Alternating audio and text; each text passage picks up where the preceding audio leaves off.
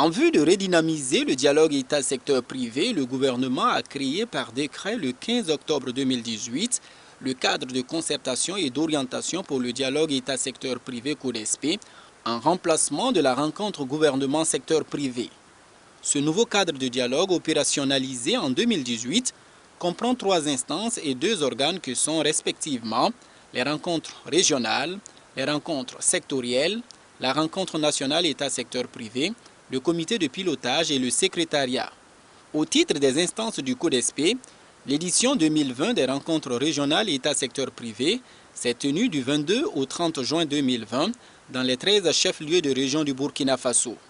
L'objectif global de ces rencontres régionales était de permettre aux autorités locales et aux acteurs du secteur privé de chaque région d'échanger sur les préoccupations en lien avec la thématique du CODESP 2020, celles liées à la situation de la Covid-19 et celles spécifiques des acteurs du secteur privé de chaque région, afin d'y trouver les solutions idoines.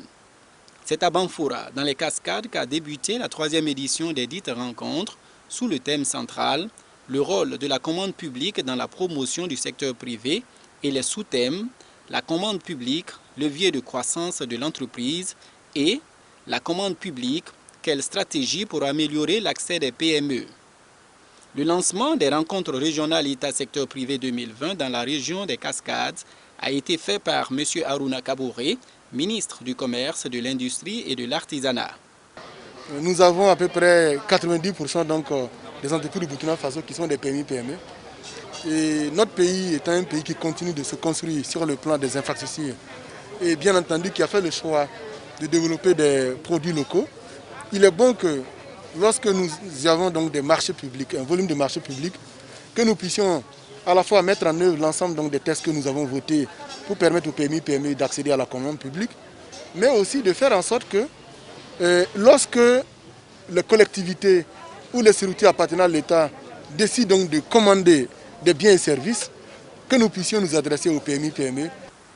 Après Banfoura, les 12 autres chefs-lieux ont abrité chacune la rencontre de sa région.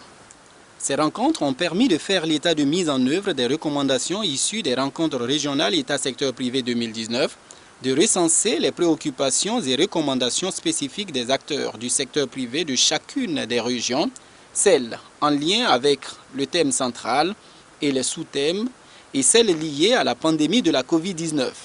Avec la pandémie de la maladie à coronavirus, l'économie au centre-est est au ralenti. C'est tellement intéressant pour nous les acteurs de pouvoir dire ce que nous pensons et de pouvoir aussi parler ce que nous voyons tous les jours. Parce que nous sommes des acteurs. Et qu'est-ce qui se passe? Quand on remarque les choses, c'est toujours à Ouagadougou, à Ouagadougou, à Ouagadougou. Et tout le monde n'a pas la chance de participer aux rencontres à Ouaga. Qu'on nous facilite au paiement. Les banques nous accompagnent. Mais les agios, les trucs, ça nous pénalise. Il faut que le paiement soit un peu rapide. L'édition 2020 des rencontres régionales fut un succès au regard des résultats engrangés. Plus de 1000 participants constitués des autorités politiques et administratives locales, des acteurs de la société civile et du milieu des affaires ont pris part à ces rencontres. Les rencontres régionales État-secteur privé 2020 ont ainsi permis de recenser 26 recommandations majeures, soit 2 recommandations par région n'ayant pas eu de réponse en vue de leur examen lors des rencontres sectorielles et nationales État-secteur privé. On a une très bonne évolution sur l'état de mise en œuvre des recommandations de 2019. L'État s'est assumé. Nous félicitons l'État pour avoir joué pleinement son rôle. Tenues les 20, 21 et 23 juillet 2020 à Ouagadougou, les rencontres sectorielles État-secteur privé qui se tiennent après celles régionales ont quant à elles eu 3 temps forts.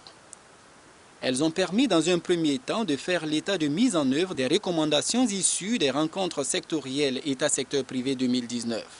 Il en ressort tout l'engagement des structures à apporter des réponses aux préoccupations du secteur privé. Nous avons eu à rencontrer les acteurs du secteur du bâtiment et des travaux publics. Nous avons fait le point de la résolution des préoccupations qu'ils ont posées l'année passée. Je crois qu'il y a eu des avancées dans un certain nombre de domaines qu'ils ont positivement appréciés, mais ils ont posé d'autres préoccupations Rien qu'au niveau du ministère de l'Agriculture, il y a près de 600 entreprises qui ont bénéficié de marchés au niveau du ministère. Ça veut dire que, en tout cas, l'État essaie, à la mesure du possible, de faire en sorte que ces entreprises-là puissent bénéficier des marchés. L'achat des PME dit qu'il faut que les PME puissent être bénéficiaires d'au moins 15% des marchés publics. L'évaluation que nous avons faite aujourd'hui, nous sommes à 38 et quelques % d'accès à la commande publique par les PME. Donc c'est au-delà de l'objectif qui est fixé dans la charte. Et nous travaillons certainement pour faire davantage. Le deuxième temps fort des rencontres sectorielles 2020 a été la présentation des préoccupations majeures n'ayant pas eu de réponse ou de réponse satisfaisante lors des rencontres régionales, ainsi que des principales préoccupations et recommandations spécifiques aux différents secteurs d'activité et celles liées à la situation de la Covid-19. Le troisième temps fort, quant à lui, a été consacré aux réponses à ces préoccupations apportées par les différentes administrations concernées. Les préoccupations et recommandations résiduelles n'ayant pas eu de réponse satisfaisante lors des rencontres sectorielles ont été consignées dans une matrice qui va être soumise au gouvernement à la rencontre nationale État-secteur privé 2020, prévue pour se tenir à Bobo-Dioulasso.